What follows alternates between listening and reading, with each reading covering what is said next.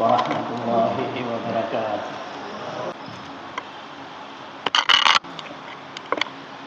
Alhamdulillah al-qailu fi kitabihil mubin wa huwa asdaqul qalin wa tlu alaihim naba'a bani adam bil haqq il qarraba qurbana fatuqbila min ahadihima falam yataqabbal min al-akhar qala al-aqtulanna qala innama yataqabbalu Allahu min ibadihi al-muttaqin. Wa qala ta'ala wa likulli ummatin ja'alna mansakan liyadhkuru ismallahi ala ma razaqahum min bahimatil an'am wa kulu minha wa ta'imut taba'isal faqir. Wa qala ta'ala bismillahirrahmanirrahim inna a'tainakal kautsar wa sholli li rabbika wanhar. Nahmaduhu wa nasta'inuhu wa nastaghfiruh wa natubu ilaihi wa nastahdihi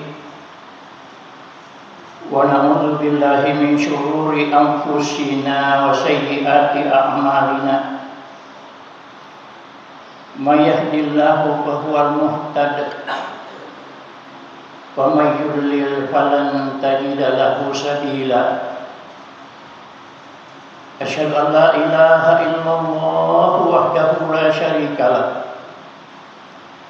allazi khassana bi khairi kitabin unzila wa akramana bi khairi nabiyyin ursila wa atamma alaina ni'mata bi a'dami dinin syuri'ah. وَمَنْ يَبْتَغِي غَيْرَ الْإِسْلَامِ دِينًا فَلَنْ يُقْبَلَ مِنْهُ وَهُوَ فِي الْآخِرَةِ مِنَ الْخَاسِرِينَ. وَأَشْهَدُ أَنَّ مُحَمَّدًا عَبْدُهُ وَرَسُولُهُ وَصَفِيُّهُ وَحَبِيبُهُ الَّذِي أَدَّى الْأَمَانَةَ وَبَلَّغَ الرِّسَالَةَ وَجَاهَدَ فِي اللَّهِ حَقَّ جِهَادِهِ. Allahumma shalli wa sallim wa barik ala hadzal nabiyil karim wa ala alihi wa sahbihi ajma'in wa man tabi'ahum bi ihsanin ila yaumiddin. Faqad qala Allah ta'ala fi kitabihil mubin innallaha wa malaikatahu yusholluna 'alan nabi ya ayyuhalladzina amanu shallu 'alaihi wa sallimu taslima. Wa qala ta'ala ya ayyuhalladzina amanu taqullaha haqqa tuqatih wa la tamutunna illa wa antum muslimun. Ya ayyuhalladzina amanu taqullaha wa qulu qawlan sadida yuslih lakum a'malakum wa yaghfir lakum dhunubakum wa may yuti'illaha wa rasulahu faqad faza fawzan 'azima. Alhamdulillah wa syukurillah. Kembali kita semua memanjatkan puji dan syukur kehadirat Allah Subhanahu wa ta'ala.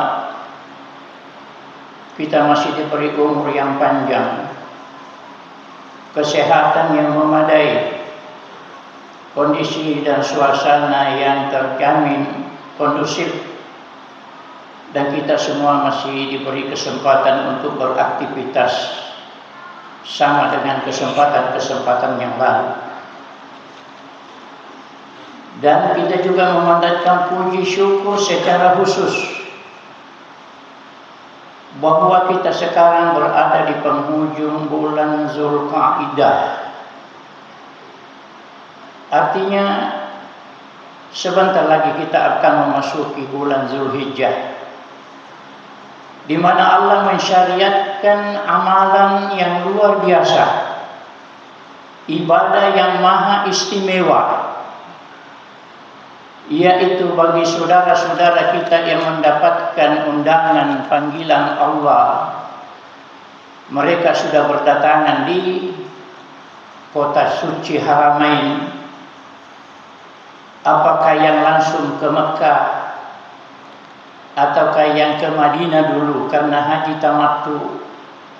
Mereka di sana melakukan salat berjamaah berulang-ulang karena mereka targetkan 40 kali salat berjamaah berdasarkan sebuah hadis yang tidak terlalu kuat. Kemudian daripada itu mereka beranjak ke Mekah untuk melaksanakan ibadah haji. Satu ibadah bapak dan saudaraku yang dijamin oleh Allah. Al-hajjul mabrur laisa lahu jazaa'un illal jannah. Kalau haji Anda diterima, pastikan surga. Masya Allah. Al-hajjul mabrur laisa lahu jazaa'un illal jannah. Haji yang sah dan diterima oleh Allah balasannya tidak lain hanya surga. Ini artinya ibadah haji kuat, begitu kuat, mampu menghabiskan 10 dosa, semua dosa-dosa yang mengancam keselamatan kita nanti di akhirat. Masya Allah. Tapi bagi kita yang tidak sempat berangkat, jangan kecewa. Bagi kita yang belum diberi takdir oleh Allah memenuhi panggilannya untuk melakukan ibadah haji, umrah dan seterusnya, masih ada dan masih banyak amalan-amalan yang kita bisa kerjakan dan kurang lebih nilainya itu semua. Salah satunya diantaranya bapak dan saudaraku, kita yang tidak sempat ke Mekah dan kita tidak melakukan sembelihan haji, bahagian daripada ibadah haji, tapi ada bentuk sembelihan lain yang disyariatkan oleh Allah dan nilainya luar biasa, yaitu ibadah korban, makorobah. Tapi apa sih sebenarnya itu korban? Agar dia sekorban. Banyak di antara kita sudah berulang-ulang melakukan kurban sampai 10 kali, sampai 20 kali. Dan banyak juga di antara kita biar sekali belum. Yang melakukan berulang-ulang kali, jangan bangga, jangan sok, jangan takabur.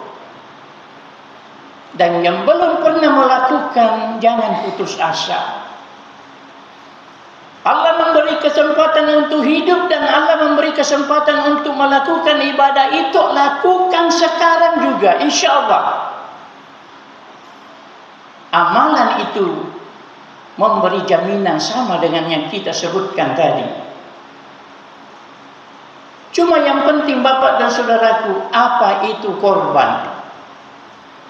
Masih banyak di antara kita yang belum memahami dengan baik apa itu korban. Bahkan kemarin Pak, di salah satu pengajian, masih ada jamaah kita yang begitu keliru memahami korban. Sampai korban yang disebut itu dibahasakan dengan bahasa Bugis, yaitu koroba. Sehingga terkesan kalau korban itu tunggangan, kendaraan, koroba. Subhanallah. Dek bajang apa? Terlalu jauh pengertian korban dengan makna koroba dalam bahasa Bugis. Kalau itu merupakan kendaraan, di dunia pun tidak ada orang mau naik kibas. Di dunia pun tidak ada orang mau berkendaraan dengan sapi. Kenapa di hari kemudian mau dikendarai untuk masuk surga? Terlalu keliru Pak. Korban sekali lagi bapak dan saudaraku bukan bahasa Indonesia, bukan bahasa Bugis, dan bukan bahasa-bahasa asing manapun yang ada di dunia ini. Kurban bahasa Quran. Dan karena Nabi kita Muhammad sallallahu alaihi wasallam orang Arab yang dirasulkan, dinadikan untuk menyampaikan kebenaran yang ada di dalam Al-Quran, beliau orang Arab, maka bahasa Al-Quran sesuai dengan bahasa Arab. Cuma ada orang mengatakan bukan bahasa Arab, hanya sesuai dengan bahasa Arab. Itu bukan urusan kita. Yang penting bahasa yang ada di dalam Al-Quran itu menyebut korban.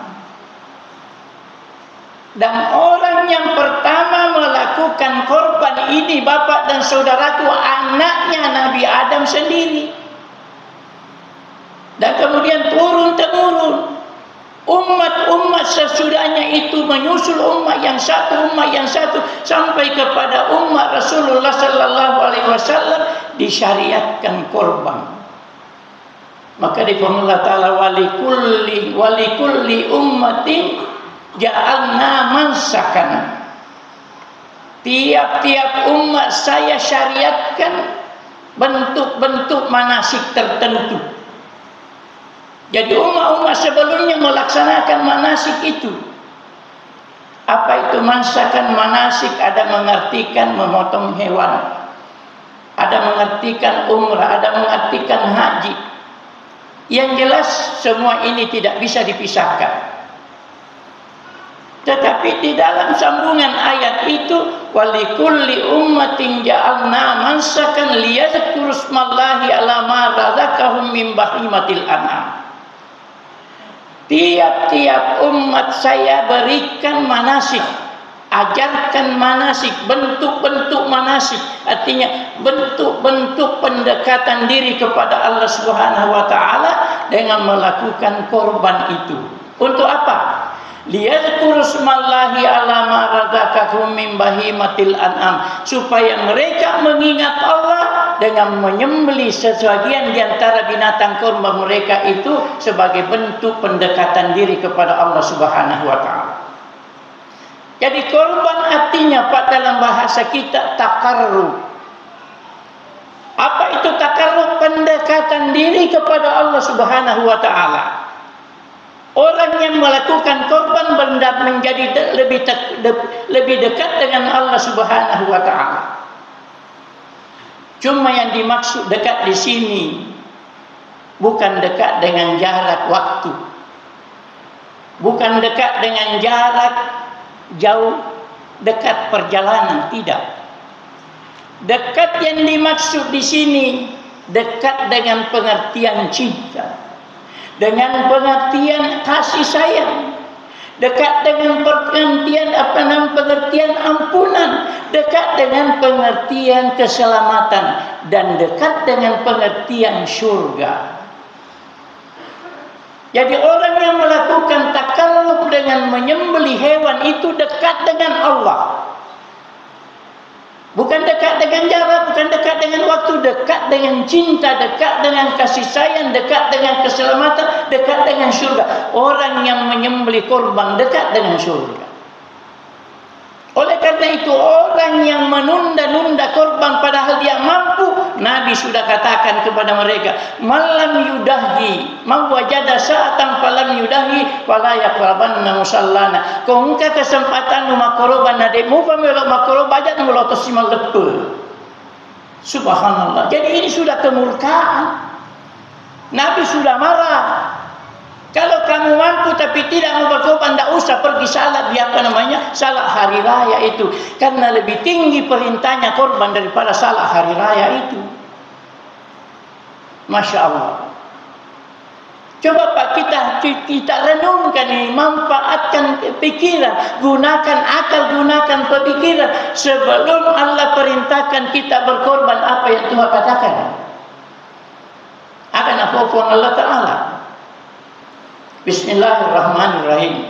Inna a'atainaka al-kausar. Sudah begitu banyaknya nikmat yang saya berikan kepada kamu. Ayat ini ditujukan kepada pribadi Nabi Muhammad. Jadi hitabnya hitabnya ini mufrad, ya, orang tertentu.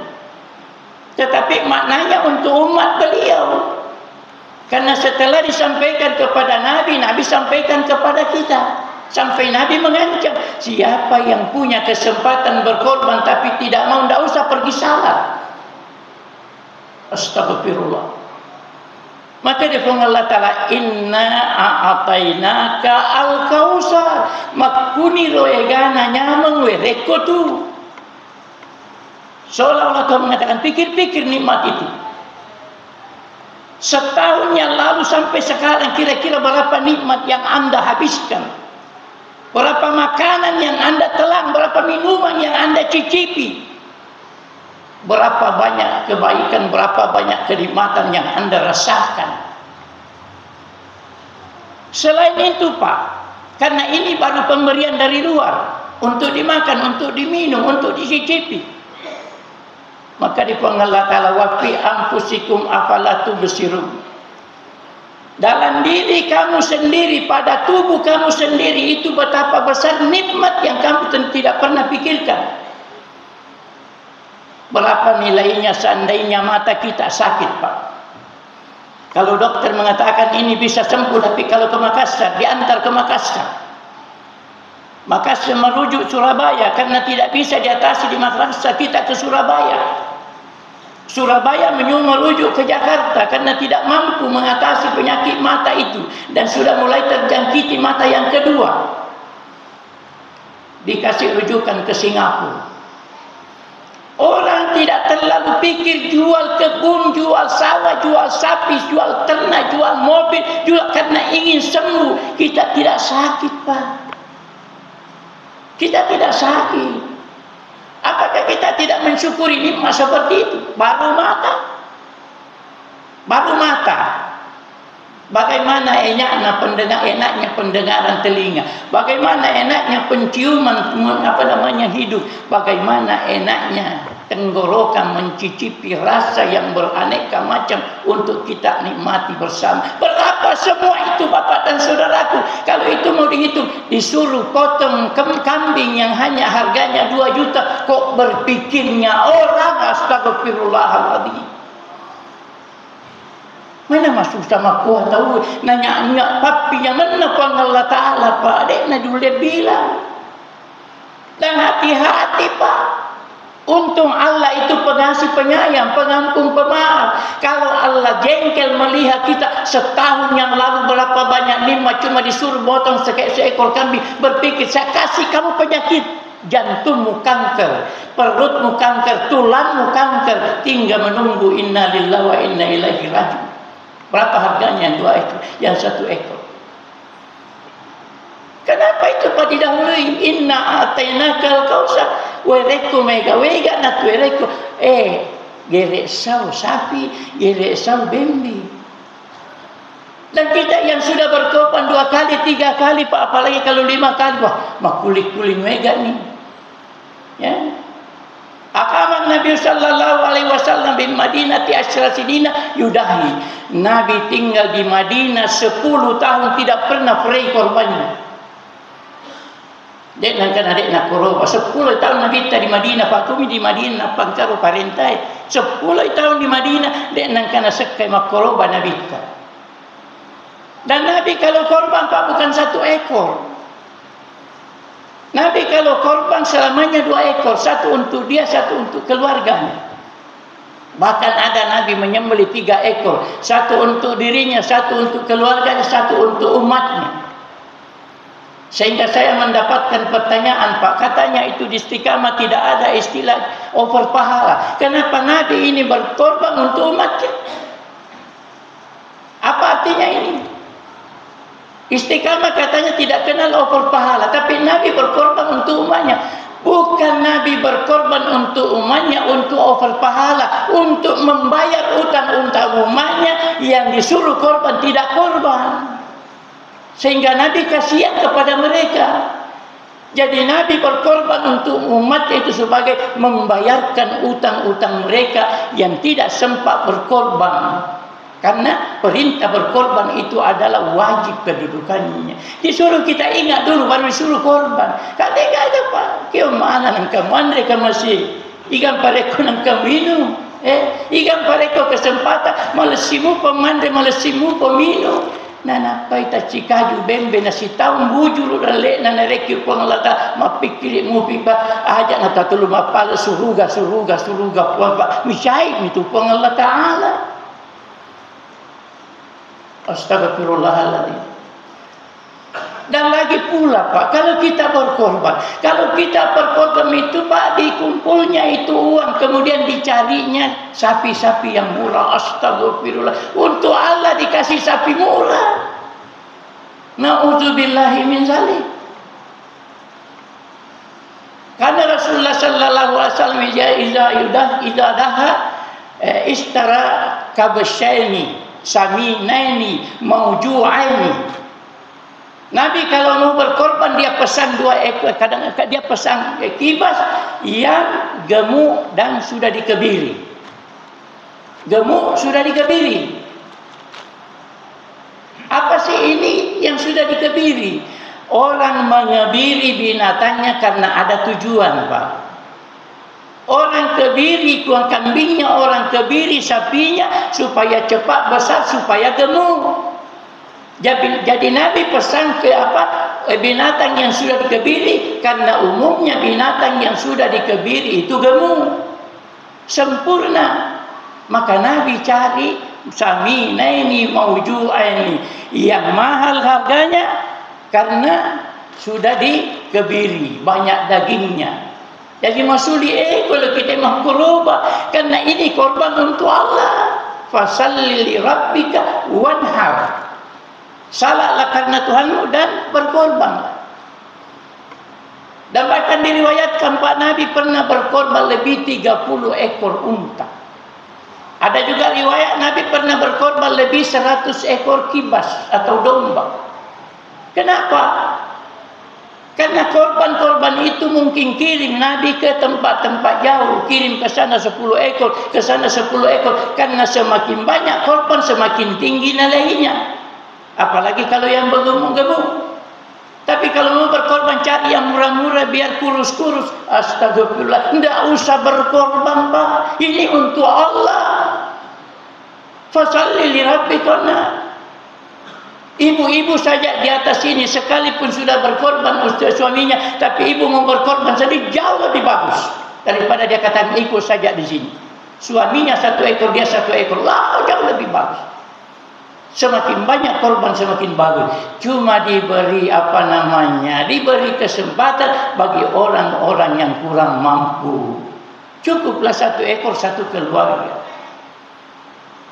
Sekali lagi Pak, saya ulang, bahwa korban ini tujuannya takarrub, dekat kepada Allah. Tanya koroba itu terlalu jauh, Pak. Takarrub artinya dekat dengan Allah. Jadi orang yang menyembelih korban tambah dekat dengan Allah. Orang yang dekat dengan Allah pasti dicintai oleh Allah.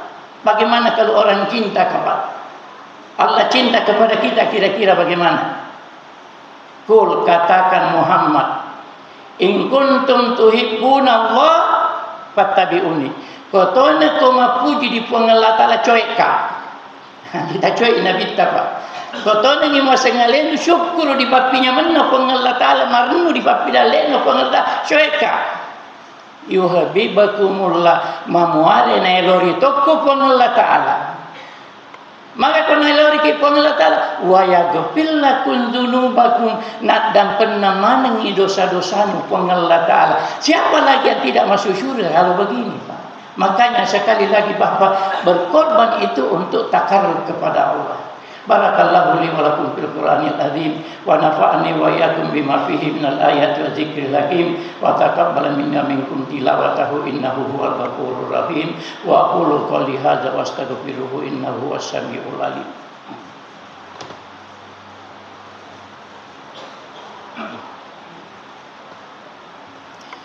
Alhamdulillah wassalatu wassalamu ala Rasulillah wa ala alihi wa sahabatihi wa mawala. Bapak dan saudaraku jamaah Jumat yang semoga Allah ridha kepada kita semua. Dalam mukadimah khutbah ini saya mengangkat ayat yang menyatakan bahwa manusia yang pertama berkorban di dunia ini adalah anak Adam dan Hawa, yang menurut ahli tafsir namanya Qabil dan Habil. Karena Quran tidak menyebut namanya. Tidak juga kita mendapatkan hadis yang menyebut itu. Tetapi mungkin ulama ada referensi sampai dia menemukan bahwa 2 anak Adam ini namanya Qabil dan Habil. Yang tua Qabil, yang muda Habil. Adam punya cara untuk mengembangkan manusia di dunia ini. Adam harus mengawinkan anak-anaknya ini karena belum ada manusia lain. Semuanya masih anaknya Adam. Cuma Adam ketika itu setiap kali melahirkan istrinya 2 orang. Satu laki-laki, satu perempuan. Setiap kali melahirkan. Sampai ada asar yang saya pernah baca, tidak tahu apa sahih atau bagaimana, Siti Hawa itu melahirkan 40 kali 2. Jadi 20 anak. Kalau ini benar. Tapi bukan urusan kita. Yang kita mau angkat sini persoalannya dengan kurban. Maka Adam Adam membuatkan aturan. Adik perempuannya yang tua dinikahi oleh anak laki-lakinya yang lebih muda. Dan anak perempuannya yang lebih muda dinikahi oleh anak laki-lakinya yang tua. Disilang. Kembarnya disilang. Tidak harus yang lahir satu perut, tidak, satu rahim tidak, satu waktu tidak, disilang. Yang tua dikawinkan dengan perempuan yang kemudian, dan yang laki-laki yang kemudian dikawinkan dengan perempuan yang lebih tua. Konon menurut riwayat, adiknya Habil yang tua ini sangat cantik, dan adiknya Habil yang kedua ini tidak cantik. Maka Kabil tidak mau nikah dengan adiknya Habil. Dan Habil nekat tetap mau kawin, apalagi memang lebih cantik dan bapaknya punya program begitu. Maka dia tetap mau nikah. Tapi kakaknya mengancam, kalau kamu tidak mau diatur dan kamu mau memaksakan, lebih baik aku bunuh kamu. Astagfirullah. Maka Adam juga bingung. Sehingga Adam mengajak mereka, mari kita minta petunjuk kepada Allah. Siapa tahu ada solusi dari langit, tapi dengan cara mari persembahkan korban. Disinilah awal mulanya korban, Pak. Maka Habil langsung memilih ternaknya, karena kebetulan dia profesinya itu peternak.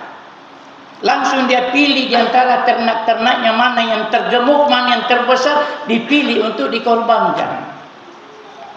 Tetapi Kabil profesinya adalah petani, dia pilih dari hasil buah-buahannya yang kurang sempurna, kurang baik, dan itulah yang dipersembahkan. Dan konon menurut riwayat, Adam mengajak kedua anaknya naik ke puncak bukit, dan disitulah persembahan itu diserahkan kepada Allah Subhanahu wa taala. Jadi di Habil ada kambing atau binatang yang gemuk, dan Kabil ada setumpuk makanan yang tidak bagus. Tiba-tiba setelah diserahkan kepada Allah Subhanahu wa taala, ada datang angin dan datang api yang besar, dan langsung melahap itu korbannya Habil yang terdiri dari binatang ternak yang gemuk itu, dan binatang itu diangkat naik. Setelah terbakar, binatang itu hilang dari tempatnya. Sementara Kabil ini tidak ada perubahan makanan yang dia siapkan di situ. Maka Adam mengatakan korban Habil yang diterima. Karena korban Habil yang diterima, dia harus memutuskan. Dia harus memberi keputusan, saya akan nikah dengan ini. Maka kakaknya Habil ini membunuh Habil. Tapi bukan lagi itu, Pak. Urusan kita ini siapa di antara dua korban yang diterima. Korban yang diterima Allah adalah korbannya Habil yang terdiri dari kambing yang gemuk yang mahal harganya, dan korbannya Kabil ditolak karena tidak terlalu berharga. Makanya ini, Pak, korban yang tidak terlalu berharga Allah tidak terima. Tapi karena nanti dikatakan korban kalau kesusahan melakukannya, tapi karena kita ingin mendapatkan ridha Allah, lakukan sedapat mungkin. Makanya bapak-bapak dan saudara-saudaraku, jangan pernah tinggalkan hari ini. Sebentar lagi, Pak, kita akan melaksanakan ini ibadah, dan belum tentu kita akan masih hidup sampai bulan tahun depan. Masih belum tentu kita hidup sampai bulan tahun depan. Mari kita berkorban, Pak, dengan cara yang bagaimana. Kalau perlu, Pak, kita ini betul-betul kerjasama yang baik, dan kita tidak pernah ada yang tidak berkorban lagi. Ada orang bertanya, bolehkah berkorban dengan barang utang atau pinjaman? Kalau memang kamu punya aset yang bisa kamu jamin untuk membayar utang, itu apa salahnya? Daripada berpinjam beli motor, pinjam beli mobil, tapi mau berkorban tidak berani pinjam. Astagfirullahaladzim. Jadi boleh saja kita meminjam, yang penting kita jamin bisa membayar pinjaman itu. Pinjamlah untuk korban, Pak, karena belum tentu kita akan berkorban pada tahun depan, karena siapa tahu mati sesudah itu. Na'udzubillahi min dzalik. Kita kepada Allah juga berdoa, mudah-mudahan Allah mencintai kita, merahmati kita, dan mengampunkan semua dosa-dosa kita, insyaallah. Allahumma ghfir lil muslimina wal muslimat wal mu'minina wal mu'minat al ahya'i minhum wal amwat innaka sami'un qaribun mujibud da'wat ya qadiyal hajat. Allahumma arinal haqqa haqqan warzuqna ittiba'ah wa arinal batila batilan warzuqna ijtinaba. Rabbana ghfir lana dzunubana wal ikhwanina alladziina sabaquna bil iman wa la taj'al qulubana fi ghillin lil ladzina amanu waghfir lana innaka ra'ufur rahim. Rabbana wa atina ma wa'adtana ala rusulik wa la tukhzina yaumal qiyamati innaka la tuhlikul mi'ad. Rabbana atina fid dunya hasanah wa fil akhirati hasanah wa qina azabannar. Amin ya rabbal alamin. Subhana rabbika rabbil izzati amma yasifun wa salamun alal mursalin walhamdulillahi rabbil alamin. Wassalamu alaikum warahmatullahi wabarakatuh.